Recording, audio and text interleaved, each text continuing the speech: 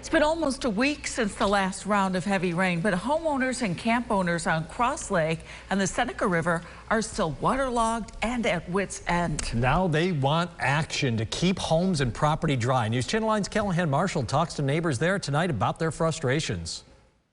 I've had to put weights on it to keep it from overflowing. Mark Ferguson doesn't ever remember flooding being this bad. He's lived on the Seneca River for more than 20 years. I had to pull up carpets.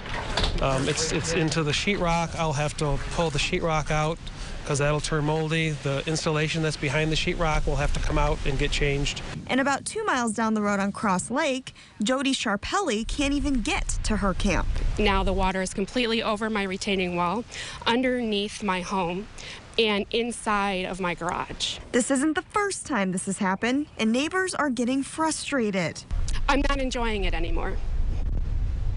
I don't want to pay the taxes to live here anymore if I'm not going to get help. They feel they aren't being heard. For years, people have been reaching out for help. People have been reaching out for help all summer. People have been calling and reaching out for help this past week.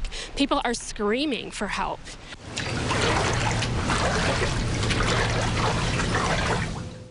The local leaders need to pay attention to us down here in the Jacks Reef, Seneca River, Cross Lake area. We've been ignored for years, I think decades, and enough is enough. This has to stop. A community fighting together to stay in a place they love. At Cross Lake, Callahan Marshall, News Channel 9. Now, Onondaga County officials tell us this is more of a state issue. Emergency management and the Red Cross have been called in to help families who've been impacted by this flooding.